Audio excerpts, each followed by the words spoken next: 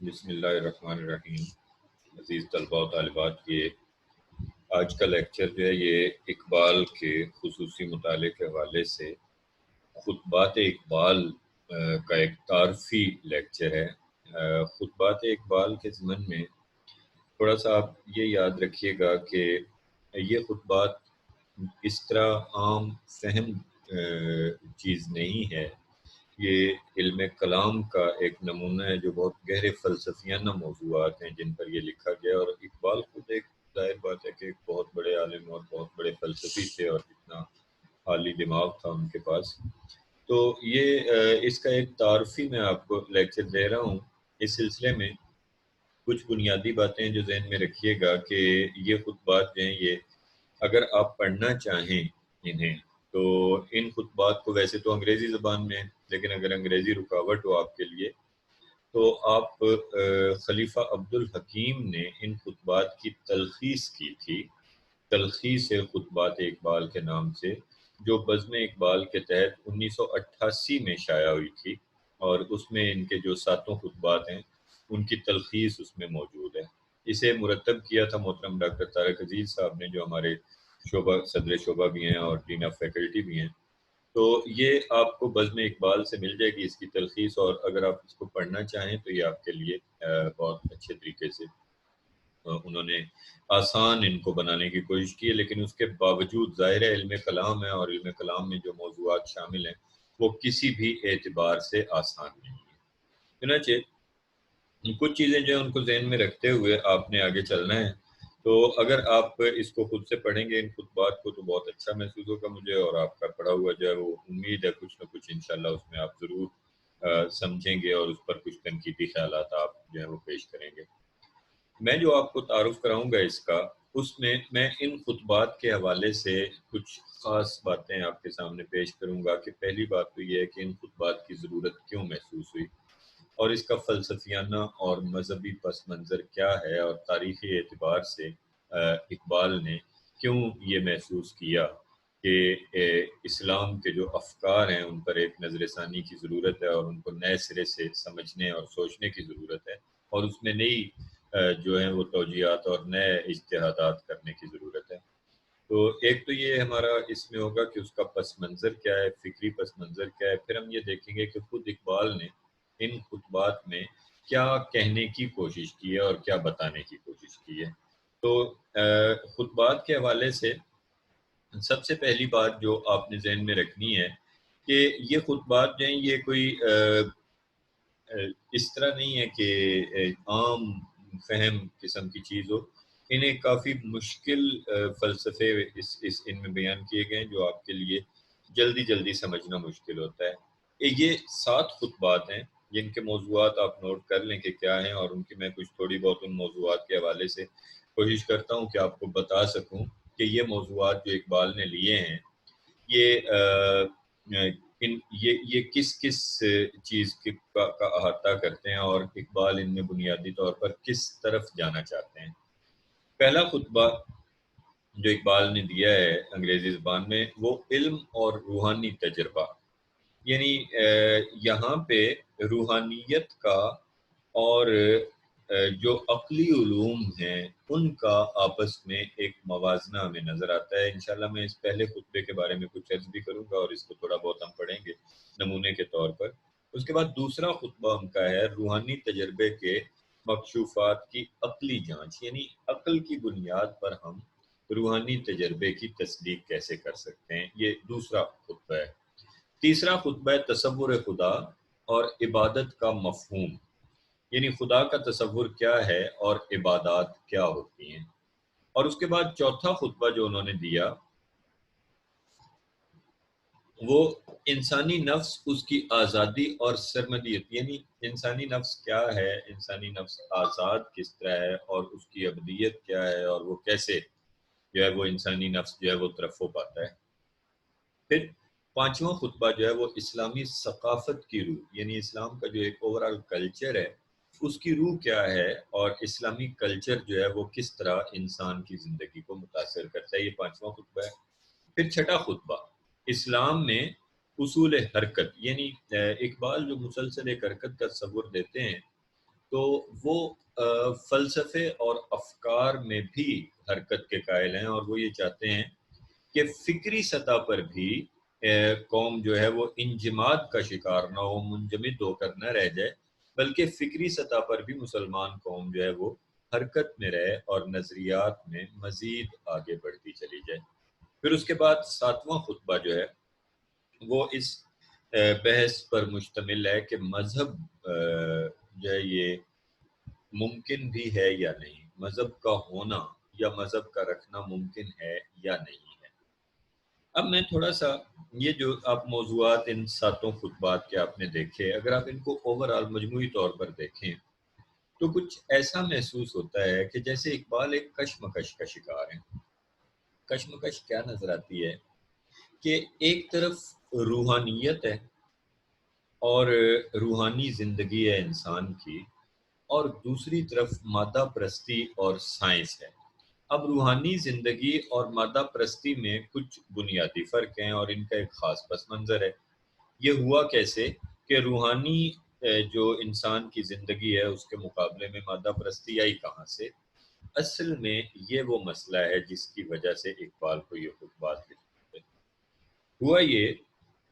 کہ ہمارا ایک فکری نظام اور ہمارا ایک فلسفہ جو ہے وہ ہمیشہ سے چلا آ رہا تھا، جس میں روحانیت کو ایک خاص مقام حاصل تھا۔ اسپریچولیزم جو ہے وہ ایک خاص مقام رکھتا تھا ہماری نفسیات میں اور ہماری سوسائٹی میں۔ لیکن وقت گزرنے کے ساتھ ساتھ جب ہم 19ویں صدی میں پہنچتے ہیں، خاص طور پر بر صغیر میں، تو یہاں پہ مغربی طاقتیں یہاں پہ غلبہ حاصل کر لیتی ہیں، اور 1857 تک آتے آتے باقاعدہ یہ مغربی طاقتیں جو ہیں یہ ہمارے معاشرے پر قابض ہو جاتی ہیں۔ اب آپ دیکھیں اس سے پہلے 1857 سے پہلے جب 1935 میں لارڈ میکالے کے سامنے ہندوستان کی تعلیم کا مسئلہ آیا تھا، تو لارڈ میکالے نے ایک اہم بات کہی تھی اپنے مشہور خطبے میں، جو اس کا جو 1935 والا دیا گیا خطبہ ہے، کہ اس نے کہا تھا کہ ہم اپنے طالب علموں کو کیا ایسی کتابیں پڑھائیں جس میں 70 فٹ کے بادشاہ ہوا کرتے تھے، یا ایسی کتابیں پڑھائیں جس میں دودھ کی اور شہد کی نہریں بہا کرتی تھی؟ یہ اس کا اعتراض تھا، اور جس کے بعد اس نے کہا تھا کہ مغرب کی ایک اچھی لائبریری جو ہے وہ یہاں کے پورے ادب پر پھاری ہے۔ تو یہ لارڈ میکالے کے اس اعتراض کو بہت برا کہا گیا، اور لوگوں نے اس کے بارے میں بہت بہت باتیں کی ہیں کہ لارڈ میکالے نے ایسا کیوں کہا، اور ہمارے نظام تعلیم اور ہماری علمی استعداد کے بارے میں اسے ایسا نہیں کہنا چاہیے تھا، یقیناً نہیں کہنا چاہیے تھا۔ لیکن اصل میں لارڈ میکالے کے سامنے بھی ایک مسئلہ تھا، جیسے اقبال کے سامنے مسئلہ تھا، وہی مسئلہ لارڈ میکالے کے سامنے تھا کہ لارڈ میکالے نے مغرب میں مادہ پرستی اور سائنس کے ضمن میں وہ ترقی دیکھی تھی جو مشاہدے اور تجربے پر مبنی ہے۔ اب روحانیت ایسی چیز ہے کہ جو خالصتاً ذاتی تجربہ ہے، اس کا مشاہدہ ممکن نہیں۔ ایک جب روحانیت کی بات آتی ہے، ایک جیسے کسی نے ایک تعویذ اپنے گلے میں پہنا ہے اور وہ یہ سمجھتا ہے کہ اس تعویذ کا اس کو اثر ہوگا، یا ایک دم کیا جاتا تھا جو آیات کا، اور اس دم کا اثر ہوتا تھا کسی پہ، تو یہ ایسا تجربہ نہیں ہے کہ جو ہماری آنکھوں کے سامنے ہو اور جس کو ہم اپنی حسیات سے اس کا ادراک کر سکیں۔ اسی ادراک اس کا نہیں ہے، یہ روحانی سطح پر اس کو محسوس کیا جا سکتا ہے۔ لیکن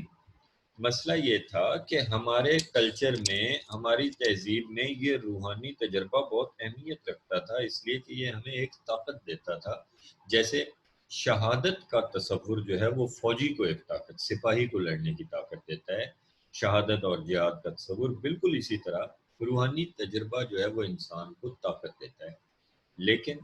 چونکہ لارڈ میکالے نے ایسے تجربات کو علم کی بنیاد سمجھا تھا کہ جو سائنس پر مبنی ہے، مشاہدے پر مبنی ہے، اور ان تجربات کے نتیجے میں جو نتائج ہمارے سامنے آتے ہیں ہم انہیں محسوس کر سکتے ہیں، دیکھ سکتے ہیں، اس لیے اس نے یہ کہا تھا کہ وہ جو ہمارے تصورات تھے نا، وہ 70 فٹ کے بادشاہ والے، اور وہ یہ ماورائی تصورات ہیں نا جو ہماری داستانوں میں تھے، جو ہمارے تخیل کا حصہ تھے، جو ہماری روحانی زندگی کی کہانیاں ہیں، جنات ہیں جس میں اور بہت کچھ ہے، تو یہ روحانی زندگی کی جو کہانیاں ہیں یہ لارڈ میکالے کے لیے قابل قبول نہیں تھی. کس لیے؟ کہ وہ انہیں محسوس نہیں کر سکتا تھا. وہ جو اقبال نے شکوہ میں کہا تھا نا ان اربوں کے بارے میں، خوگر پیکر محسوس تھی انسان کی نظر، مانتا پھر کوئی اندیکھے خدا کو کیوں کر. یہ بات ان اربوں پر تو صادق آتی ہی تھی، لیکن دور حاضر میں وہ سائنسی علوم اور وہ مادہ پرستانہ ذہن جو دور حاضر میں سائنس کے اور 1857 تک آتے آتے بالخصوص ہندوستان میں جو سائنس کا کتابیں تھا، وہ خوگر پیکر محسوس تھا. پیکر محسوس کا عادی تھا. وہ ان چیزوں کو مانتا تھا جن کو وہ محسوس کر سکے، جنہیں وہ چھو سکے، دیکھ سکے، چکھ سکے، ٹھیک ہے، سونگھ سکے. یہ چیزیں جو ہیں ان کو وہ یا سن سکے. تو یہ جو آواز خمسہ سے جو چیزیں ہم تک پہنچتی ہیں وہ صرف انہی کو مانتا ہے. تو اب جب لارڈ میکالے نے یہ تصور دیا تو ایک واضح تفریق ہمیں نظر آئی. اور وہ تفریق کیا ہے جو ہندوستان کے معاشرے کو دو حصوں میں تقسیم کرتی نظر آ رہی تھی. وہ تفریق کیا تھی کہ ایک طرف وہ لوگ تھے جو روحانی اقدار کے علمبردار تھے، اور دوسری طرف وہ لوگ تھے جو مغرب کی پیروی میں مادہ پرستانہ اقدار کی طرف چلے گئے. ٹھیک ہے. اب آپ دیکھیں اگر 1857 کے بعد کے حالات پر ایک نظر ڈالیں تو ایک سائنٹیفک سوسائٹی بنائی گئی تھی. سائنٹیفک لفظ پر غور کریں. یہ روحانیت کا متضاد ہے. ٹھیک ہے، اسپریچولیزم کا متضاد ہے. یہ جو ڈسکورس متعارف کرایا گیا تھا کہ درست چیزیں صرف وہی ہیں جو سائنٹیفک ہیں، یہ بیسیکلی روحانی چیزوں کا متضاد ہے. اور یہ ایک شعوری کوشش تھی انگریز حکمرانوں کی کہ عوام میں یہ شعور پیدا کیا جائے کہ صرف سائنٹیفک چیزیں ہی درست ہوتی ہیں، تاکہ وہ جو روحانیت عوام میں ہے اس کا خاتمہ ہو، جس کی وجہ سے ان کو ایک لڑنے کی طاقت ملتی ہے. ظاہر ہے جب سائنٹیفک سائڈ پہ آ جائیں گے تو وہ روحانی طاقت تو نہیں رہے گی. 1857 کی جنگ آزادی کی بنیاد بھی بعض اسکالرز نے اسی بات کو قرار دیا تھا کہ یہ روحانی طاقت تھی ان کے پاس، ورنہ یہ غریب ہندوستانی تو لڑنے کے قابل ہی نہیں تھے. چنانچہ اب دیکھتے ہیں کہ سائنٹیفک کا اتنا اثر گہرا ہوا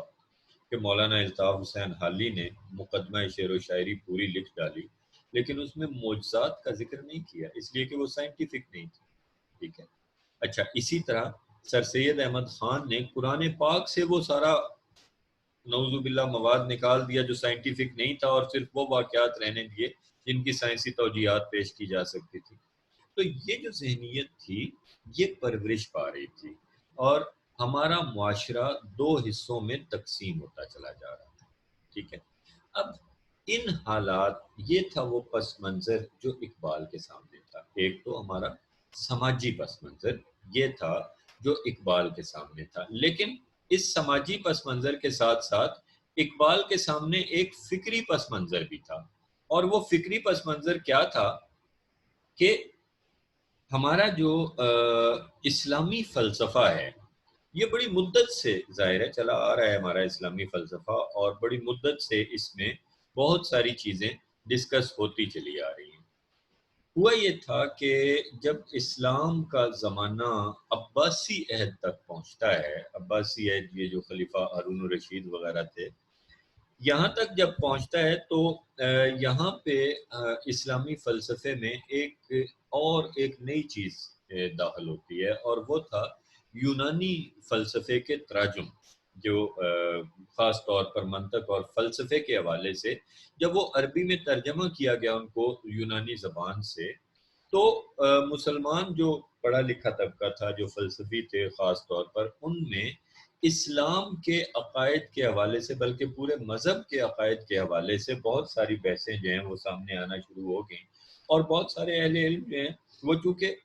منطقی اصولوں کی بنیاد پر تو سمجھ نہیں سکتے تھے مذہب کو، اس لیے وہ شکوک میں پڑ گئے اور شبہات کا شکار ہو گئے. اب وہ جو ارسطو کا اور افلاطون کا فلسفہ تھا وہ خالصتاً جو ہے وہ عقل پر مبنی تھا، اور وہ عقل پر مبنی فلسفہ جو تھا وہ مسلمانوں کے لیے عقیدے کو اس پر پرکھنا جو ہے وہ بڑا مشکل ثابت ہو رہا تھا. اصل میں یہ تمام، اس سے پہلے کہ یہ لیکچر آگے بڑھے اور یہ تمام بحث آگے جائے، میں آپ کو یاد دلانا چاہتا ہوں کہ مختلف اوقات میں لیکچرز کے دوران میں آپ کے سامنے ایک چیز پیش کرتا ہوتا ہوں جو ہمارے جہاں بینی کا انداز ہے اس کے حوالے سے، کہ 3 قسم کی جہاں بینی ہے دنیا میں. ایک مذہبی جہاں بینی ہے، ایک فلسفیانہ جہاں بینی ہے، اور ایک اساطیری جہاں بینی ہے. مذہبی جہاں بینی کی بنیاد عقیدے پر ہے، فلسفیانہ جہاں بینی کی بنیاد توجیہ پر ہے، منطق پر ہے، اور اساطیر کی بنیاد روایت پر ہے. ٹھیک ہے، یعنی جو مذہبی جہاں بینی کا پیروکار ہوگا وہ کہے گا کہ یہ بات اس لیے درست ہے کہ میں اسے درست سمجھتا ہوں، میرا عقیدہ ہے بھی اس پر، یہ حرف آخر ہے، بات ختم ہوگی. یؤمنون بالغیب، غیب پر ایمان ہے میرا. ٹھیک ہے، اس کے بعد جو فلسفیانہ جہاں بینی کا قائل ہوگا وہ کہے گا کہ یہ بات اس لیے درست ہے کہ میں اس بات کی عقلی اور منطقی توجیہ دے سکتا ہوں. ٹھیک ہے، اور جو تیسرا ہوگا وہ کہے گا، روایت پرست جو ہوگا وہ کہے گا کہ یہ بات اس لیے درست ہے کہ میرے باپ دادا سے چلی آ رہی ہے، اس لیے میں اس کو درست مانتا ہوں. اب آپ یہ دیکھیے کہ یہ جو تینوں جہاں بینی کے نظریے ہیں، اگر ہم انہیں پس منظر میں رکھیں تو عباسی دور کے مسلمانوں کی الجھن سمجھ میں آتی ہے. ان کا مسئلہ یہ تھا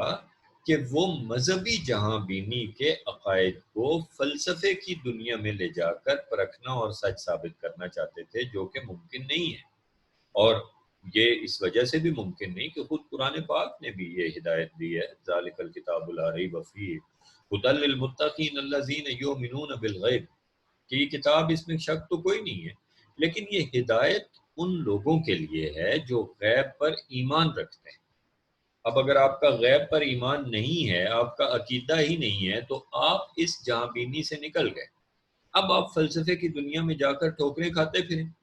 آپ کو قرآن پاک جو ہے وہ سمجھ نہیں آئے گا اگر آپ فلسفے کی نیت سے اس کو پڑھنا چاہیں گے. اصحاب کہف کیسے زندہ رہے، آپ نہیں اس کی توجیہات دے سکیں گے، سائنسی توجیہات ممکن نہیں ہوں گی آپ کے لیے. لیکن جب آپ عقیدے کی دنیا میں جائیں گے تو ہر چیز میں عقیدہ جو ہے وہ آپ کو ایک خاص قسم کی منطق اور لاجک دکھائے گا، جو خود عقیدے کی دنیا کی عقل ہے. عقل دو قسم کی ہے، ایک وہ عقل ہے جو فلسفیانہ جہاں بینی کی بنیاد ہے، ہم اس عقل کی بات نہیں کر رہے. ایک وہ عقل ہے جو عقیدے کی دنیا میں جانے کے بعد اس دنیا میں موجود عقل ہے. ٹھیک ہے، تو اب یہ فرق جو ہے اس کو چونکہ سامنے نہیں رکھا گیا، اس لیے عباسی دور میں جو مسلمان تھے وہ یونانی فلسفے کی منطق اور ان کے فلسفے کی وجہ سے شکوک و شبہات میں پڑھتے چلے گئے. اب یہ صورتحال ایسی تھی کہ جہاں پر بہت سی ویسے ابن رشد جیسا بندہ آ گیا جو سوال کرنے کی اہمیت پر وہ بہت بڑا فلسفی تھا، اور جس نے جو یونانی فکر تھی اور جو توجیہات اور منطق کا نظام تھا، اس نے بہت زیادہ اس کو اپریشیٹ کیا جاتا ہے فلسفے کی دنیا میں. ایوی رشد کہتے ہیں اس کو مغرب میں. لیکن جو عقائد تھے مسلمانوں کے، ان کے اعتبار سے یہ صورتحال مناسب نہیں تھی. چنانچہ اس صورتحال میں امام غزالی نے، جو بہت بڑا نام ہے، امام غزالی رحمۃ اللہ علیہ، روحانی دنیا کا اور اسلامی دنیا کا، انہوں نے ایک کتاب لکھی تھی جس کا نام تھا تحافت الفلاسفہ، یعنی بنیاد فلسفے کی بنیادوں کے حوالے سے انہوں نے ایک کتاب لکھی تھی جس میں انہوں نے جو فلسفہ یونان میں الہیاتی مسائل ڈسکس کیے گئے تھے، جو الہیاتی مسائل پیش کیے گئے تھے، یعنی خدا کے ہونے نہ ہونے کے حوالے سے، انہوں نے ان کی غلطیاں نکالی، اور اس کے بعد انہوں نے اسلام کے جو عقائد تھے ان کی عقلی توجیہات بھی پیش کی. اور اس کے بعد وہ ایسی توجیہات تھیں کہ جو ارباب عشق کے لیے، ایمان والوں کے لیے جو بہت تسلی کا باعث ثابت ہوئی. اور پھر انہوں نے ایک کتاب احیاء العلوم بھی لکھی، اور احیاء العلوم میں بھی انہوں نے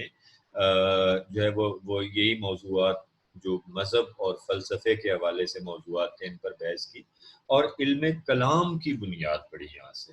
علم کلام کیا ہے؟ تو علم کلام جو ہے بنیادی طور پر اسلامی عقائد کی عقلی توجیحات، عقلی تشریحات جو ہیں ان کو کرنے، ان تشریحات کا نام علم کلام ہے. تو علم کلام کی جو بنیاد ڈالی امام غزالی نے، وہ ایک زمانے تک چلتی رہی، امام غزالی کے نظریات آگے بڑھتے رہے۔ علم کلام میں جو موضوعات خاص طور پر بحث میں آتے ہیں، ان میں اللہ تعالیٰ کی ذات کا اثبات، یعنی خدا کا ہونا یا نہ ہونا ڈسکس کیا جاتا ہے۔ اللہ تعالیٰ کی صفات کے حوالے سے کہ وہ قہار کیسے ہے، جبار کیسے ہے، یہ فلسفے اس میں جو ہے وہ سامنے آتے ہیں، ہمارے جبر و قدر کے فلسفے سامنے آتے ہیں، جنت اور دوزخ وغیرہ کے فلسفے ہمارے سامنے آتے ہیں، کائنات کی اور زندگی کی حقیقت کا فلسفہ کہ یہ حقیقت کیا ہے، انسانی نفس کیا ہے، وحی کیا ہے، الہام کیا ہے، نبوت کیا ہے، اور جو میدان حشر ہوگا یا قیامت کا تصور کیا ہے، تقدیر کا کیا تصور ہے، یہ تمام فلسفے جو ہیں یہ علم الکلام کی ذیل میں آتے ہیں۔ تو اب آپ اگر دیکھیں تو یہ جو پس منظر تھا یہ اسلامی فلسفے کا موجود تھا، جس میں ایک طرف امام غزالی تھے جو علم کلام کی روح سے اسلام کی عقلی توجیحات عقائد کی پیش کرتے تھے، اور دوسری طرف جو ہیں وہ ابن رشد کے نظریات تھے، اور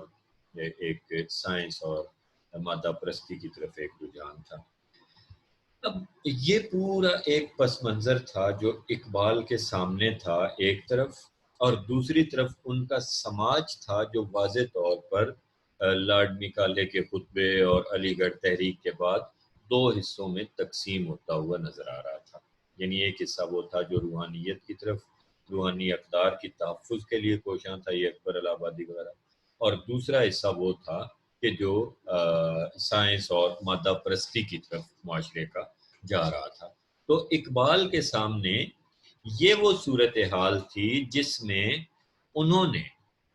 یہ کوشش کی کہ روحانی اقدار جو ہماری ازل سے چلی آ رہی ہیں، کہیں ایسا نہ ہو کہ یہ روحانی اقدار مادہ پرستی میں گم ہو جائیں۔ اقبال نے یہ محسوس کیا کہ چونکہ حالات بدل چکے ہیں، وقت بدل چکا ہے، اس لیے وہ روحانی اقدار اب اس طرح سے ہمارے کام نہیں آئیں گی۔ روحانیت کا وہ فلسفہ جو امام غزالی سے لے کر اب تک چلتا آ رہا تھا، وہ اس طرح اب ہمارے کام نہیں آ سکتا، اور ہمیں اس میں تبدیلیاں کرنی پڑیں گی۔ چنانچہ اب جو عہد جدید کے، عہد حاضر کے جو نئے زمانے کے فکری مسائل تھے، ان کے بارے میں اقبال نے یہ سوچا کہ یہ پرانے زمانے سے مختلف ہیں، اور مذہب اور فلسفے کے درمیان جو ایک ماضی میں ایک آویزش تھی اور ایک جو مسئلہ چل رہا تھا، یہ اس سے مختلف ہے۔ اب چونکہ زمانہ بدل چکا ہے، نئے علوم سامنے آ چکے ہیں، سائنسی علوم سامنے آ چکے ہیں، اس لیے اب اس دور میں یہ بڑا مشکل ہو جائے گا ہمارے لیے، مسلمانوں کے لیے، یہ سمجھنا اور یہ جاننا کہ جو ہماری روحانی زندگی ہے اس کی کیا توجیہ ہے۔ ٹھیک ہے، چنانچہ اقبال نے اب ایک واضح طور پر ایک بات کہی جو میں آپ کے سامنے ان کے انگریزی خطبات میں سے ایک ایکسٹریکٹ پیش کرتا ہوں، اور اس کو ہم پھر اس پر ڈسکس کریں گے کہ اقبال نے یہ کیا کہا۔ انہوں نے کہا the more genuine school of Sufism have no doubt done good work in shaping and directing the evolution of religious experience in Islam۔ یعنی جو حقیقی ہمارے صوفی تھے، جو دبستان تھا صوفیاء کا، انہوں نے اس میں کوئی شک نہیں ہے کہ انہوں نے بہت کام کیا ہے، اور انہوں نے ایک تشخص دیا ہے اسلامی افکار کو اور اسلام کے جو روحانی تجربات ہیں ان کو، لیکن their later day representatives, owing to their ignorance of the modern mind, have become absolutely incapable of receiving any fresh inspiration from modern thoughts and experience۔ لیکن ان کے جو متاخرین تھے، جو بعد میں آنے والے صوفی تھے، وہ اپنی نئے علوم سے، اپنی ناواقفیت کی وجہ سے اور تازہ افکار سے ناواقفیت کی وجہ سے وہ اس قابل نہیں ہو سکے کہ وہ ان تجربات کو، یہ جو روحانی تجربات تھے، ان کو جدید دنیا میں صحیح طرح متعارف کرا سکیں اور ان کا دفاع کر سکیں. They are perpetuating methods which were created for generation possessing a cultural outlook differing in important respects from our own. یعنی اقبال یہ کہہ رہے ہیں کہ انہوں نے کیا کیا کہ یہ جو صوفی ہیں کہ انہوں نے ایسے طریقے متعارف کرائے ہمارے اس جو صوفیہ کا نظام تھا، جو تصوف تھا اس میں اور روحانی تجربے تھے اس میں، کہ جو ان نسلوں کے لیے تھے جو پہلے گزر چکی ہیں، اور ہمارے دور کی نسلوں کے لیے یہ تجربات نہیں تھے. یعنی اقبال کہنا کیا چاہتے ہیں کہ سائنسی ترقی کے بعد اب معاشرہ ایسا بن چکا ہے کہ جہاں پہ وہ جو پرانی نسلیں تھیں ان کے لیے جو طریقے روحانی اختیار کیے جاتے تھے اور جو کچھ ان کو سمجھایا جاتا تھا وہ اور تھا، اور اب آج کے دور میں ہمیں جو کچھ سمجھانے کی کوشش کی جا رہی ہے یہ مختلف چیز ہے، اور اس کو ہم جو ہے وہ پرانے افکار اور پرانے نظریات کو آج کے دور پر لاگو نہیں کر سکتے، اور وہ روحانی تجربات اور وہ روحانیت جو ہمیشہ سے اسلام میں تھی وہ موجودہ دور کے مسلمان جو ہیں اور موجودہ دور کے جو معاشرے ہیں وہ اسے تسلیم نہیں کریں گے، کیونکہ یہ معاشرے جو ہیں یہ مختلف ہیں اس زمانے سے، یہ اس زمانے سے الگ معاشرے ہیں. اب یہ صورتحال بیان کرنے کے بعد اقبال جو ہے وہ مزید یہ کہتے ہیں کہ اچھا پھر کرنا کیا چاہیے. ٹھیک ہے، تو وہ کہتے ہیں کہ in these lectures I have tried to meet even though partially، یعنی ان خطبات میں میں نے کوشش کی ہے کہ میں کر سکوں اگرچہ جزوی طور پر the urgent demand by attempting to reconstruct Muslim religious philosophy with due regard to the philosophical tradition of Islam and the more recent developments in the various domains of human knowledge. کہ میں نے یہ کوشش کی ہے ان خطبات میں کہ میں تعمیر نو کر سکوں، اس کی جو ہے وہ افکار جو اسلام کے تھے ان کو نئے سرے سے پیش کر سکوں اور اسلامی فلسفے کو نئے سرے سے سامنے لا سکوں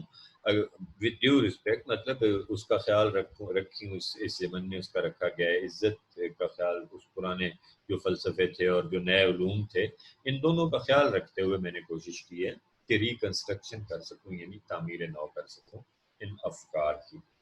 اب یہاں پہ اقبال ان خطبات میں تعمیر نو کرنا چاہتے ہیں، یعنی اقبال اسلام کی روحانی دنیا کو ایک جدید ذہن کے لیے قابل قبول بنانا چاہتے ہیں. اچھا، اب یہاں پہ آپ تھوڑا سا اگر غور کریں تو میں نے جیسے آپ سے عرض کیا کہ ورلڈ ویو فلسفے میں سب سے بنیادی چیز ہے. اگر آپ ورلڈ ویو سے ناواقف ہیں اور اس کو جانے بغیر آپ کسی بھی بحث میں الجھتے ہیں تو آپ کا انجام الجھنا ہے، آپ بری طرح الجھ کر رہ جائیں گے اس فلسفے میں. اب ہوا کیا کہ اقبال یہ چاہتے تھے کہ ہم عقیدے کا ورلڈ ویو، یعنی ہمارا یہ ہے نا کہ سب سے پہلے تو ایمان لے آؤ نا، یؤمنون بالغیب، اب اس کے بعد آپ کی ساری منطق مذہب کے اندر شروع ہوگی. ٹھیک ہے، مذہبی منطق اور ہوتی ہے، مذہب کی اپنی لاجک اور اپنی عقل ہوتی ہے. ایک ہندو جب اپنے بھگوان کے سامنے وہ کوئی دان چڑھا کر اس سے دعا مانگتا ہے تو اس کے پاس اپنی لاجک ہے، اور وہ لاجک اور وہ منطق کیا ہے کہ وہ عقیدہ ایک اختیار کر چکا ہے، وہ اس پر ایمان لا چکا ہے، اب اس کے بعد اس کی اپنی لاجک ہے. ایک مسلمان کی مذہب کی دنیا میں اپنی منطق اور اپنی دلیل اور اپنی عقل ہے. فلسفے کی دنیا مختلف ہے. فلسفے کی دنیا میں سب سے پہلا سوال ہی یہ کیا جاتا ہے کہ غیب پر ایمان کیوں. اب ایک پوری دنیا میں بحث چھڑی ہوئی ہے کہ جی خدا ہے یا نہیں ہے، اور اس پر مسلسل مباحث چل رہے ہیں، صرف مسلمانوں میں نہیں. Why I'm not a Christian لکھی تھی برٹن رسل نے، جو کتاب لکھی ہے 40 صفحات کی کتاب ہے، وہ ایک پادری کے ساتھ اس کی بحث تھی کہ میں عیسائی کیوں نہیں ہوں. برٹن رسل کی بڑی مشہور بحث ہے، آپ کو یہ مل جاتی ہے. اس میں اس نے بڑے کمال دلائل دیے ہوئے برٹن رسل نے اب وہ پادری نے اس کو جب خدا کا پورا تصور دیا تو برٹرن رسل نے کہا کہ اچھا میں یہ کہتا ہوں کہ ایک چائے کا کپ ہے جو کائنات میں گردش کر رہا ہے، جو نظر بھی نہیں آتا، جو فلاں بھی فلاں بھی فلاں بھی، اور وہ چائے کا کپ ہر چیز کے لیے ذمہ دار ہے، تو تم کیا کہو گے؟ تو پادری کے پاس اس کا جواب نہیں تھا۔ اصل بات یہ ہے کہ عقیدہ، غیب پر ایمان کسی دلیل کا محتاج نہیں ہے۔ غیب پر ایمان کے لیے کوئی دلیل نہیں چاہیے۔ ہاں، جب آپ غیب پر ایمان لے آئیں گے تو اس کے بعد مذہب کے اپنے استدلال، اپنی منطق اور اپنی عقل اور اپنے دلائل شروع ہوں گے۔ اب یہ میرے ناقص جو فہم ہے اور جتنا میں سمجھ سکا ہوں ان چیزوں کو میں آپ کے سامنے پیش کر رہا ہوں، باقی آپ خود اس کو پڑھیں اور اس کو سمجھیں، اور جس طرح سے آپ اس کو انٹرپریٹ کرنا چاہیں، اس کی تشریحات کرنا چاہیں، میں اپنی رائے میں جو کچھ آپ کے سامنے پیش کر رہا ہوں میری ذاتی رائے ہے۔ اب ہوا کیا کہ اقبال نے ان خطبات میں یہ کوشش کی، جس طرح علم کلام میں پچھلی کئی صدیوں سے یہ کوشش ہوتی چلی آئی ہے، جو کہ بالکل غلط کوشش ہے، کہ روحانیت اور عقائد کو فلسفے کی روشنی میں پرکھا جائے۔ روحانیت اور عقائد کو فلسفے کی روشنی میں پرکھا ہی نہیں جا سکتا، اس لیے کہ وہ دنیا ہی مختلف ہے، وہ ڈومین ہی الگ ہے۔ مذہب کی ڈومین میں جب آپ چلے جائیں گے وہاں جا کر سب کچھ ہو جائے گا، لیکن شرط کیا ہے کہ پہلے آپ نے غیب پر ایمان لانا ہے اور اس کے بعد مذہب کا سلسلہ شروع ہوگا۔ اب مذہب کو اگر آپ سائنس کی روشنی میں پرکھنا چاہیں تو یہ تو ممکن نہیں ہوگا۔ اقبال نے یہاں پہ یہ کوشش کی کہ روحانیت کی سائنسی توجیہات دی جا سکیں اور روحانی تجربے کو اسی طرح پیش کیا جائے، متبادل کے طور پر پیش کیا جائے جو سائنسی تجربہ ہے، سائنسی تجربے کے ایک متبادل کے طور پر روحانی تجربے کو بھی پیش کیا جائے۔ اب آج کے دور میں ایک، آپ کبھی نیٹ پہ اگر سرچ کریں نیوٹک سائنسز کے نام سے، NEOTIC، neurotic sciences. Neurotic sciences کیا ہے کہ مغرب میں کچھ ایسے تجربات کیے جا رہے ہیں جو روحانی تجربات کو سائنسی اعتبار سے ثابت، جن کی مدد سے کیا جا سکے۔ ایک رائٹر ہیں ویسٹ کے جن کا نام ہے ڈین براؤن، بہت اچھے رائٹر ہیں، بڑے پاپولر رائٹر ہیں اور بیسٹ سیلر، اور ان کی لاکھوں کی تعداد میں کتابیں بکتی ہیں۔ ڈیونچی کوڈ سے شروع ہوا تھا وہ بندہ، اس کی پہلی کتاب تھی ڈیونچی کوڈ، پھر ڈیجیٹل فورڈ، اور پھر اینجلز اینڈ ڈیمنز، اور پھر اس کے بعد اس کی ایک کتاب آئی تھی دی لاسٹ سمبل، اور پھر آخری جو اس کی کتاب آئی ہے، کیا اس کا نام ہے، انفرنو، یہ کتاب آئی ہے انفرنو بھٹی، تو جس میں اس نے دانتے کی وہ انفرنو کے تصور کو۔ اب یہ جو اس کی کتاب تھی نا، دی لاسٹ سمبل، بہت دلچسپ اور خوبصورت کتاب ہے۔ وہ جب میں نے پہلی بار پڑھی تھی تو مجھے بڑا اس نے فیسینیٹ کیا تھا کتاب نے۔ اس کتاب میں ڈین براؤن نے نیوٹک سائنسز کا ذکر کیا ہے، اور اس نے ایسے تجربات کا ذکر کیا ہے جو امریکہ کی یونیورسٹیز میں کیے جاتے ہیں۔ اب وہ حقیقت ہے یا نہیں واللہ عالم، لیکن یہ کہ بہرحال وہ دلچسپ بہت ہے۔ تو اس نے ایک مثال کے طور پر ایک اس نے تجربے کا ذکر کیا ہے کہ مغرب میں، امریکہ میں جو ہے وہ ایک ہوا کرتا تھا بزرگ جو سر درد کا علاج اس طرح کرتا تھا کہ وہ جو مریض سر درد کا ہوتا تھا اس کو لٹا کے تو اس کے سر پر اونچا ہاتھ کر کے تو کچھ پڑھتا ہوتا تھا تو اس کے سر کا درد ٹھیک ہو جاتا تھا، دم کرتا تھا کسی طرح کا۔ اب وہ جو انہوں نے کیا کیا، انہوں نے کہا کہ اس کو سائنٹیفکلی اس کا تجزیہ کیا جائے کہ یہ کیا ہے۔ تو انہوں نے بڑے، وہ ڈین براؤن نے لکھا ہوا ہے کہ انہوں نے بڑے سینسیٹیو کیمرے لگائے اور بہت زیادہ ایک شیٹ بنائی جو کیچ کر سکے اس کو، اور وہ سارا کچھ کرنے کے بعد تو انہوں نے کہا کہ اس کو لیبارٹری میں کہ اب آپ یہ دم کریں۔ تو اس بزرگ نے جب اوپر سر کے اوپر ہاتھ کر کے تو وہ دم پڑنا شروع کیا تو اس کے ہاتھ سے کچھ شعائیں نکلیں جو اس دوسرے بندے کے سر پہ پڑ رہی تھی۔ اب یہ افسانہ سا لگتا ہے، کہانی سی لگتی ہے، لیکن جو کہ ہمارا تو کوئی اگر رائٹر لکھتا تو اس کو کہتے کہ یہ مشرق والے ہیں ہی ایسے وہم پرست ہوتے ہیں، لیکن اب مغرب کا بیسٹ رائٹر لکھ رہا ہے، بیسٹ سیلر ہے، اور اس کو دنیا میں وہ مقبول بھی ہے، ہو سکتا ہے وہ اسی وجہ سے مقبول ہو کہ ایسی باتیں لکھتا، تو اس نے یہ تجربہ لکھا ہوا ہے۔ اب اسی طرح اس نے ایک اور تجربہ بھی جو روح کا وزن کیا گیا، اس نے کہا جی کہ ایک بابے نے اپنے آپ کو ڈونیٹ کیا کہ میں تجربے کے لیے پیش کرتا ہوں خود کو، تو اس کو ایک ایسے تابوت میں بند کیا گیا جس میں کوئی چیز اندر آ جا نہیں سکتی تھی اور اندر آکسیجن اس کی سانس سے لگی ہوئی تھی۔ تو اس کے بعد وہ تابوت جو ہے اس کا وزن کیا گیا اشاریہ کے بعد کئی درجوں تک، پورا درست وزن کرنے کے بعد اس کی بابے کی آکسیجن بند کر دی گئی۔ تو جب وہ آکسیجن بند ہوئی تو ظاہر ہے وہ فوت ہو گیا. تو جب وہ فوت ہوا تو وہ جو وزن تھا تابوت کا وہ اشاریہ کے بعد کچھ درجے جو تھے ان پہ جا کے تو وہ گر گیا وزن. اب وہ جو فرق تھا وہ نکال کے انہوں نے کہا کہ جی یہ ہم نے روح کا وزن کیا کہ اس کی روح نکل گئی ہے یہاں سے. تو بظاہر تو یہ بڑے عجیب سے خیالات لگتے ہیں، لیکن موجودہ دور میں یہ تجربات بھی شروع کر دیے گئے ہیں کہ روحانیت کو سائنسی تجربے سے ثابت کیا جائے. ان خطبات میں اقبال نے روحانی تجربات کو سائنسی تجربات کے متبادل کے طور پر پیش کرنے کی کوشش کی ہے در حقیقت. اور وہ اس طرح سے کوشش کی ہے کہ جو جدید ذہن ہے جو صرف سائنس کے تجربات کو مانتا ہے، جو خوگر پیکر محسوس ہے، خود اقبال کے الفاظ میں جو انہوں نے عرب بدوؤں کے لیے استعمال کیا تھا، جدید ذہن بھی خوگر پیکر محسوس ہے، محسوس کو صرف عادی ہے اس کا. تو اقبال نے یہ کوشش کی تھی کہ یہ لوگ جو ہیں یہ روحانی تجربے کو سائنسی تجربے کے متبادل کے طور پر تسلیم کر لیں. تو جیسے اب دیکھیں نا کہ اقبال اس معاملے میں بڑے جو ہے وہ حساس تھے. اب ان کے چوتھے خطبے میں انہوں نے ان کا ایک پیراگراف میں آپ کو سناتا ہوں کہ وہ کیا اس میں کیا محسوس کرتے تھے. وہ کہتے ہیں چوتھے خطبے میں The task before the modern Muslim is therefore immense، یعنی بہت جدید دور کے مسلمان کے سامنے بہت بڑا چیلنج ہے. اسی وجہ سے he has to rethink the whole system of Islam without completely breaking with the past. یعنی اس نے جدید دور کے مسلمان کے سامنے چیلنج یہ ہے کہ اس نے اسلام کا پورا نظام جو ہے اسے ایک بار پھر سے سوچنا ہے اور ماضی کے ساتھ اپنا رشتہ بھی نہیں ٹوٹنے دینا. The only course open to us is to approach modern knowledge with a respectful but independent attitude and to appreciate the teachings of Islam in the light of that knowledge. یعنی اب ہمارے سامنے واحد راستہ ہے کہ ہم جدید علوم کو عزت دیں اور اس کو جو ہے وہ ایک آزادانہ سوچ کے ساتھ دیکھیں، اور اس کے ساتھ ساتھ یہ بھی ذہن میں رکھیں کہ ہم اس جدید علوم کی روشنی میں اسلامی تعلیمات کو دیکھیں گے. even though we may be led to differ from those who have gone before us.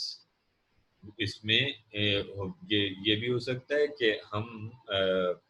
ہمیں ان جدید علوم کی روشنی میں اگر ہم اسلامی افکار کو دیکھیں تو ہم سے پہلے جو اسلام کے مفکرین سے ہو سکتا ہے کہ ہم ان سے مختلف نتیجے پر پہنچے اور ان سے الگ ہو جائیں، یعنی ان سے اختلاف ہمیں ہو جائے. اب یہاں دیکھیے کہ اقبال کیا کرنے کی کوشش کر رہے ہیں کہ جدید علوم کیا ہے؟ سائنس ہے. اسلامی افکار کو سائنس کی روشنی میں دیکھنا. اب یہ بہت بڑا کام تھا، اسلامی افکار کو سائنس کی روشنی میں دیکھنا. یہ فلسفے میں ایک بنیادی طور پر ہی میری ذاتی رائے میں غلطی تھی. دیکھا ہی نہیں جا سکتا کیونکہ جہاں سے مذہب کا آغاز ہوتا ہے وہیں فلسفہ وفات پا جاتا ہے.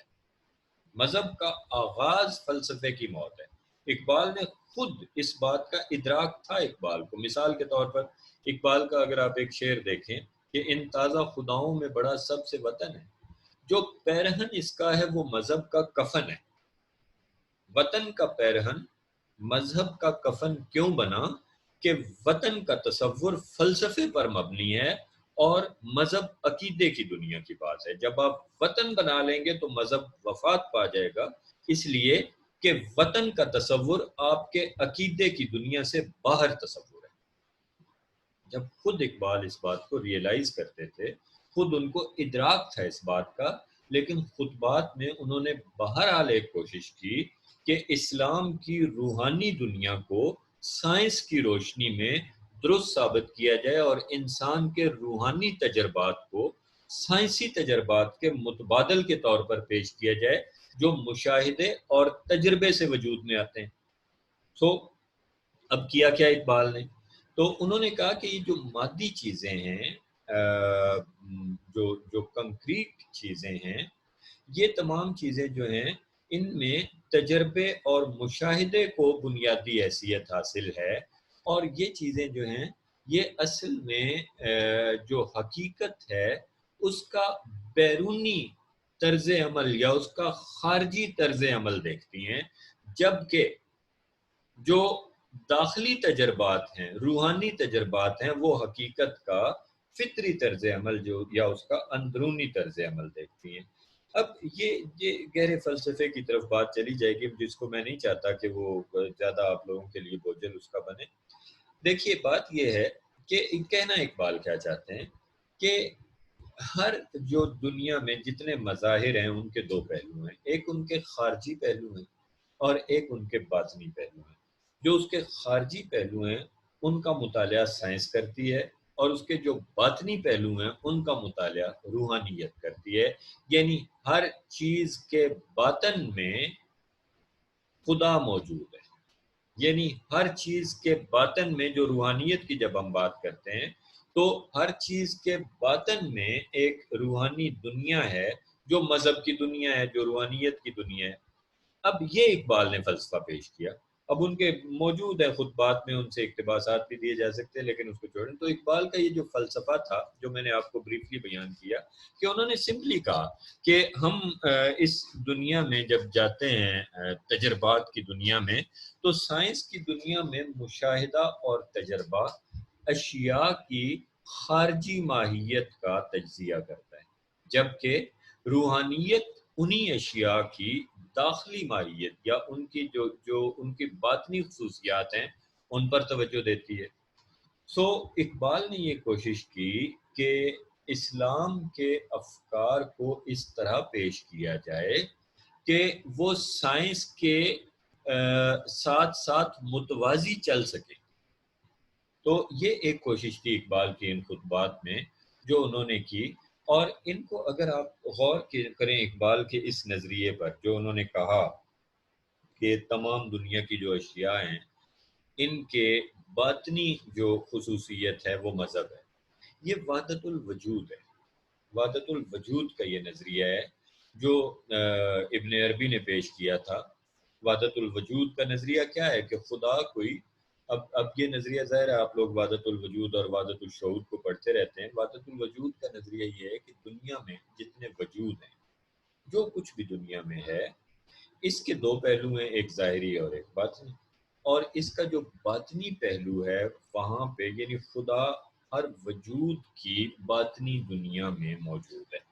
ٹھیک ہے۔ چنانچہ انسان بھی جو ہے یہ بھی ایک وجود ہے اور اس کے اندر بھی خدا ہے۔ چنانچہ ابن عربی نے وہ مشہور بات جو کہی تھی جس پر علماء کرام کو بڑا اعتراض بھی ہے کہ عبادات جو ہیں وہ جب کرتا رہتا ہے انسان تو ایک مقام وہ آتا ہے جب انسان کا وجود اور خدا ایک ہو جاتا ہے۔ تو یہ وحدت الوجود کے نظریات جو ہیں یہ تھے جو اقبال نے در حقیقت پیش کیے، اور تقریباً وہی جو تھے وہ نظریات تھے ان کے۔ اقبال نے ایک جگہ پہ لکھا ہوا ہے ان کی جو ہے نا the reconstruction of religious thoughts in Islam, اس میں انہوں نے لکھا ہوا ہے ایک جگہ کہ خدائی توانائی یعنی خدا ایک توانائی کی صورت ہے جس کا ہر ذرہ خواہ وہ مرتبہ وجود میں کتنا ہی پست ہو ایک انا ہے، ایگو ہے یعنی، اور اظہار انا کے درجات ہیں اور مرتبہ انسان تک پہنچ کر اس کی تکمیل ہوتی ہے۔ قرآن مجید میں اس حقیقت کا اعلان ان لفظوں میں ہوا ہے، ہم شہرک سے بھی زیادہ اس کے قریب ہیں۔ یہ اقبال کا ایک نقطہ نظر ہے۔ تو اقبال نے وحدت الوجود کے حوالے سے کہ یہ جو ہم جس چیز کو کہتے ہیں خدا، وہ در حقیقت ہر چیز میں موجود ہے اور اس کی جو معراج ہے وہ انسان کا وجود ہے، یہ اقبال کا نظریہ تھا جو انہوں نے وحدت الوجود کا اس میں ریکنسٹرکشن آف اسلامک تھاٹ میں بھی پیش کیا تھا۔ اور یہاں بھی انہوں نے ایک غیر شعوری طور پر جب سائنسی نظریات کے متبادل ہر چیز کے باطن میں اس کی روحانی دنیا کے تجربات کو ثابت کرنے کی کوشش کی ہے، تو در حقیقت اقبال نے وہی وحدت الوجود والا نقطہ نظر ہی پیش کیا ہے۔ تو اب یہ جو اقبال کے نظریات ہیں ان پر بہت شدید اعتراضات بھی کیے ہیں علماء کرام نے، اور علماء کرام جو ہیں وہ اس کو مطلب پسند بھی نہیں کیا گیا، لیکن یہ ہے کہ اس کو ہم یہ نہیں کہہ سکتے کہ اقبال کی یہ نظریات جو ہیں یہ ان کے لیے ان کے بالکل 100% درست تھے۔ اقبال کا بہت بڑا مسئلہ یہ تھا، جو میں جیسے شروع میں نے آپ سے عرض کیا کہ مذہب کی دنیا الگ ہے اور فلسفے کی دنیا الگ ہے۔ اقبال کا بہت بڑا مسئلہ یہ تھا کہ انہوں نے مغرب میں تعلیم حاصل کی تھی اور مغربی فلسفے کے ان پر بہت گہرے اثرات تھے،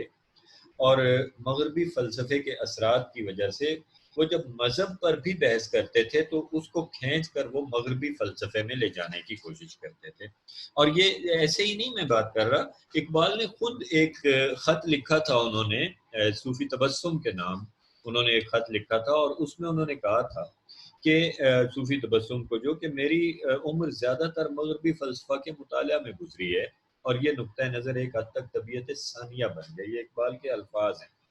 دانستہ یا نادانستہ میں اسی نقطۂ نگاہ سے حقائق اسلام کا مطالعہ کرتا ہوں۔ اب آپ دیکھیے کہ جب آپ مغربی فلسفے کے اثرات آپ پر ہوں گے، مغربی فلسفہ کیا ہے؟ خالصتاً منطق اور توجیہ کی بنیاد پر سوچنا۔ جیسے میں نے آپ کو بتایا کہ دو الگ الگ سکول، یہاں سے جہاں بینی کے نقطے ہی بدل جاتے ہیں، یہ بنیاد ہے۔ ہمیشہ یاد رکھیے کہ یہ آپ کی سوچ کی بنیاد ہے کہ آپ کس دنیا میں سوچ رہے ہیں۔ جب آپ مذہب کی دنیا میں آئیں گے تو وہ عقائد کی دنیا ہے، اور یہ جو اقبال کہہ رہے ہیں نا کہ مجھ پر مغربی فلسفے کے اثرات ہیں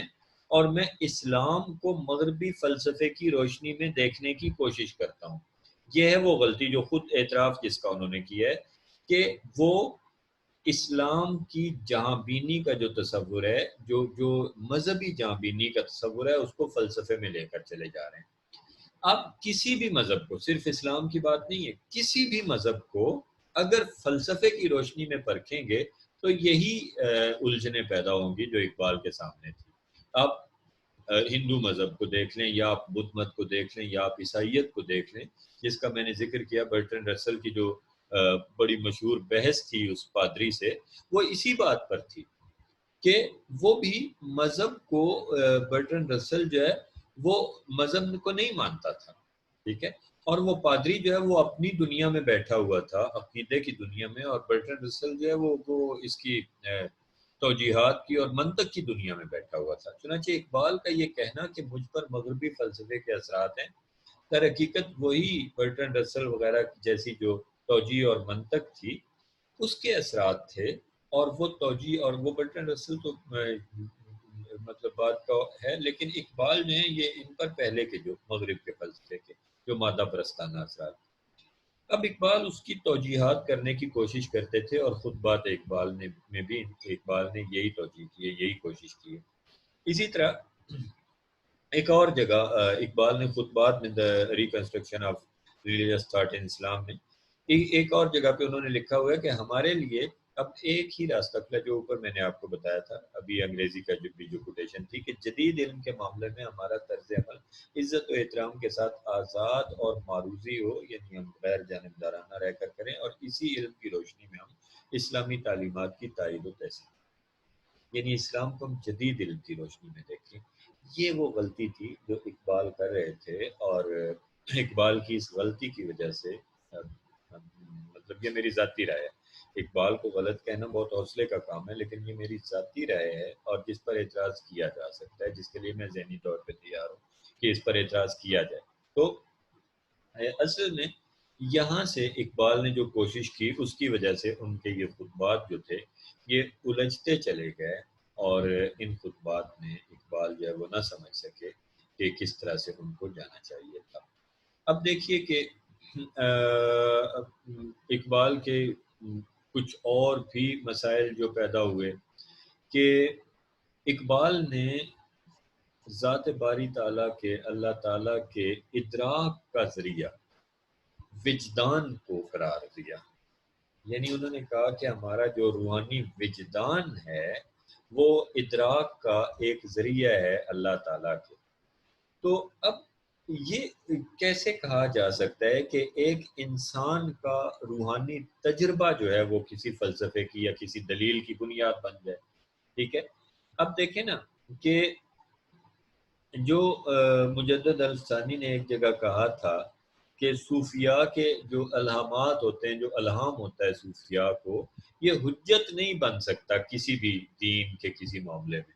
کہ ایک صوفی کہے کہ مجھے الہام ہوا ہے کہ وضو اس طرح کرنا چاہیے، تو اس کا مطلب یہ نہیں ہوگا کہ وضو اس طرح شروع کر دیا جائے۔ یہ الہام جو ہیں یا یہ جو ہمارے ایک روحانی تجربات ہوتے ہیں، ان کو حجت نہیں بنایا جا سکتا۔ لیکن اقبال یہاں پر اللہ تعالیٰ کی ذات مبارکہ کے ادراک کے لیے جو ہے وہ روحانی تجربات کو ایک حجت بنانا چاہتے ہیں، ایک دلیل بنانا چاہتے ہیں، جو اقبال جس کو جو پوری طرح سے نہیں بن سکی۔ پھر ایک اور اقبال کے ان خطبات میں جو خامی نظر آئی ہے، جو خاص طور پر ہے، جو بالکل نہیں ہونی چاہیے تھی کسی بھی صورت میں، کہ اقبال نے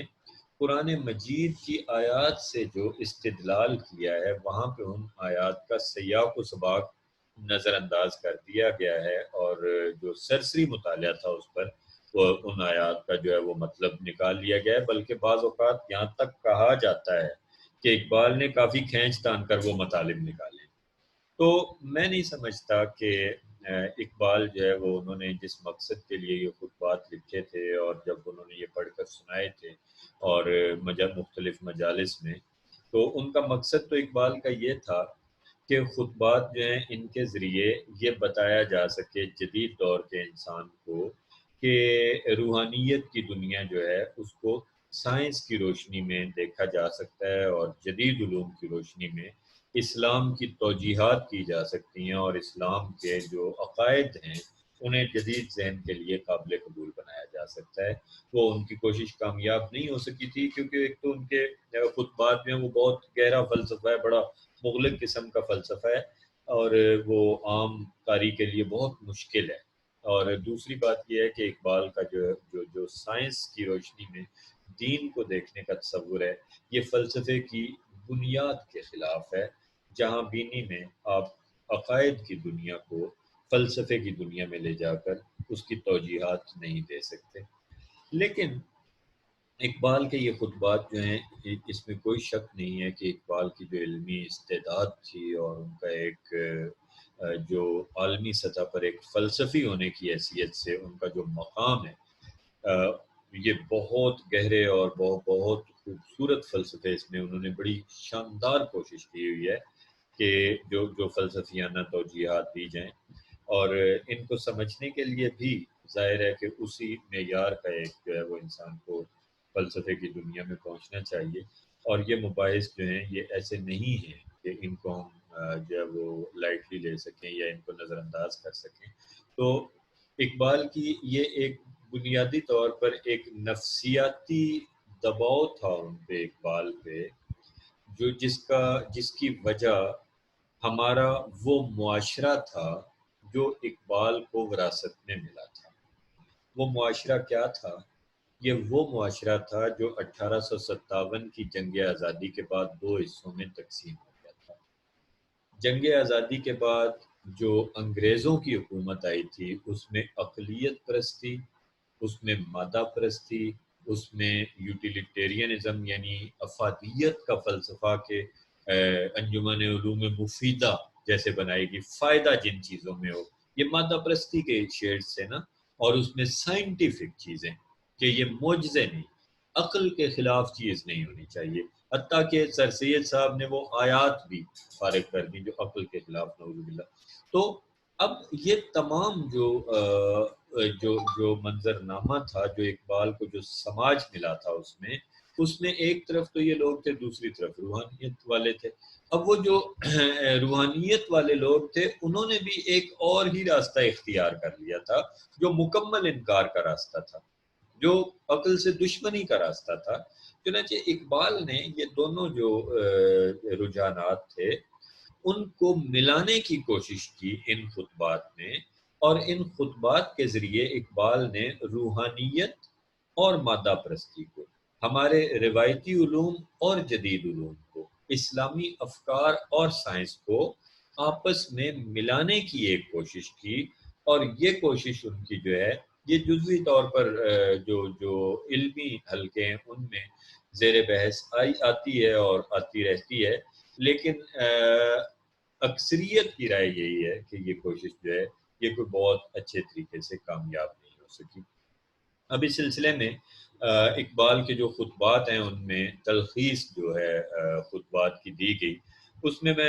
تھوڑا سا آپ کی خدمت میں ایک اقتباس چھوٹا سا اقبال کے خطبات سے اوریجنل اقتباس میں پیش کرتا ہوں اور آپ کے سامنے کچھ چیزیں اس میں سے رکھتا ہوں۔ آپ لوگ اس کو دیکھیں گے اور آپ کو اندازہ ہوگا کہ اقبال نے کس طرح سے مقدمے میں بھی اور اس کے بعد بھی کس طرح اقبال نے جو ہے وہ کوشش کی ہے اپنے افکار کو ہم تک پہنچانے کی۔ میں آپ کے سامنے یہ سکرین شیئر کر رہا ہوں اور اس میں آپ دیکھیں گے کہ اقبال کس طرح سے جو ہے وہ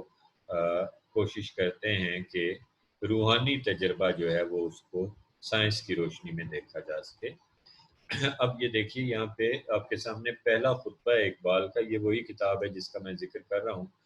تلخیص اقبال کے جو خطبات کی ہے، یہ خلیفہ عبدالحکیم کی یہ تلخیص ہے، ڈاکٹر خلیفہ عبدالحکیم کی، اور محترم ڈاکٹر طارق عزیز صاحب نے اس کو مرتب کیا ہے، بزم اقبال سے یہ چھپی ہے 1988 میں، اور اس میں یہ ہمارے سامنے